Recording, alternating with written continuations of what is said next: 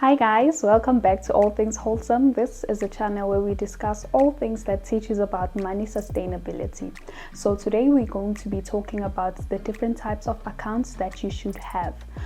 So as I've mentioned in my previous video that I have been saving but not in a correct way. So I'm here to share the different types of savings accounts that you should have. You don't need to have all of them, but you need to have the ones that are most important to you according to your lifestyle and your responsibilities. You don't need to have different types of banks. You just need to have one trusted bank and have a different savings account and name them accordingly. In my experience, I found out that it is better to have multiple savings accounts because that helps you eliminate misspending, and it makes it easier for you to track your savings progress. These are the types of savings accounts that you should have in ascending order, starting from the most important to the least. Number one is an emergency fund. This type of saving is very important, as we know that this is life. Anything is bound to happen. You can lose your job. Things get broken and you need to replace them. A lot of things can happen unexpectedly. You need to have this type of saving, even if it's the only saving that you have. If you don't have enough money to save, you need to have a certain targets that you want.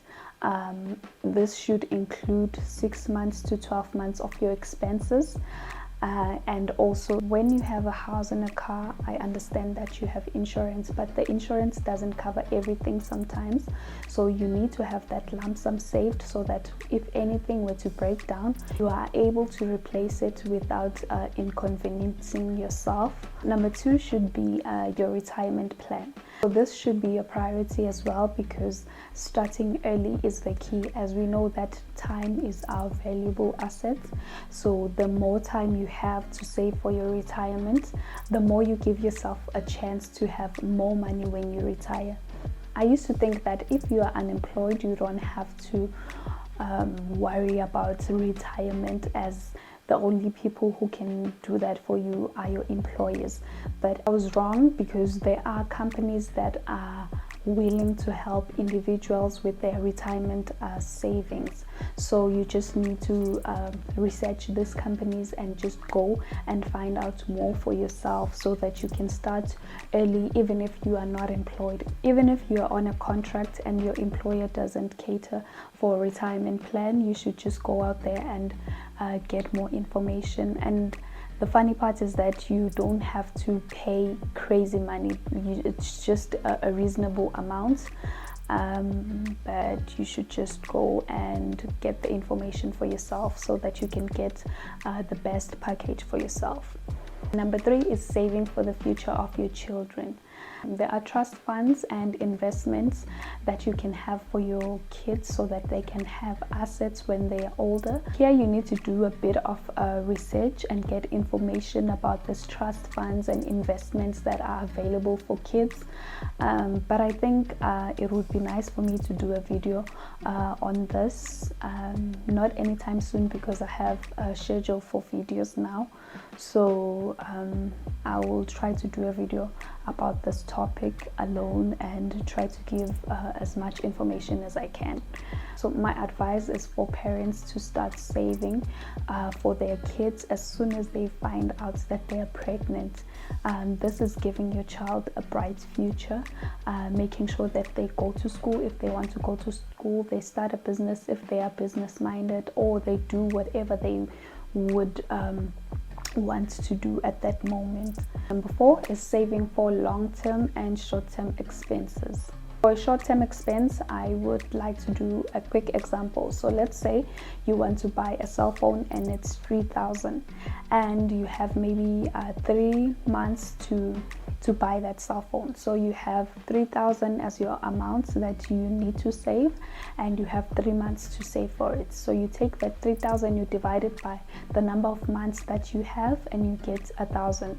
You need to save 1,000 each month to get that cell phone.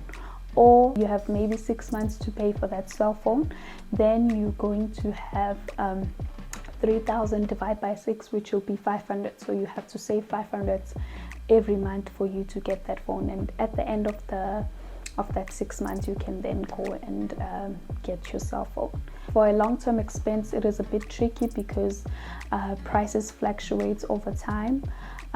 So let's say you want to buy a house or you want to buy a car, so you just have to look at a price that you're willing to pay for a house or a price that you're willing to pay for a car, and you just save a deposit for that. Number 5, you need to save for self-development. This should be one of your short-term goals. If you want to attend a short course, maybe to sharpen your skills, and you feel like it's too expensive for you, you can then save for it. I mean, like, you are not in a hurry, but you should make sure that you are constantly investing in yourself, because you are your greatest asset.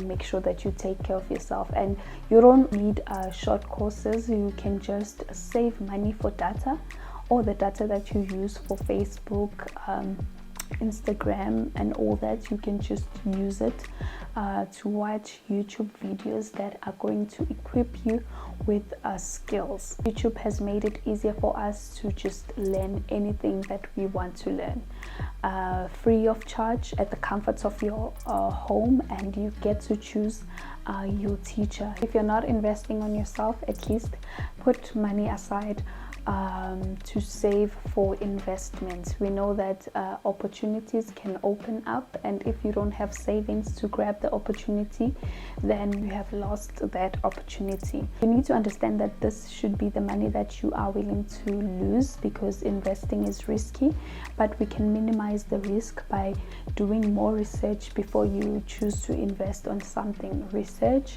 ask about it, get a mentor if you have to, and just minimize the risk of losing your money. Number 6, I call this one the listen nickels, as I've mentioned in my previous video, the funding my dream.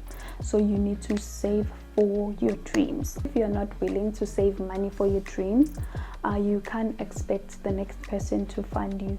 I know there are programs that you can apply to for business funding, but you can never have enough money for your business. You can still save for yourself while you are applying for funding. When you're starting a business, there's never enough money, so you just need to make sure that you have enough. Save as much as you can for your dream, and while you are saving, make sure that you draft your business plan. Number 7, you need to save for leisure. While you're still working towards the life that you want to live, just make sure that you enjoy the moment as well. You don't have to have a lot of vacations. Just have that one vacation for you to relax, for you to reflect on the things that you want, for you to just enjoy being alive, because life is not all about working and having money, but it's also all about having fun. So just save up for that one vacation. Go to a place where you've always wanted to go. You won't feel guilty for wasting money if you budget for it, and if you plan for it. Make it a priority to enjoy the little that you have. As I've mentioned before, that you don't have to have all of these types of savings accounts. You just need to have the ones that are relevant for you. But the most important type of saving that you need to have is the emergency fund. That one is a must. Even if you have that one alone, then you are fine. I know that saving money in this economy is not easy, but just try to maximize your opportunities. Try to increase your streams of income. Do side hustles, sell things, apply for online jobs.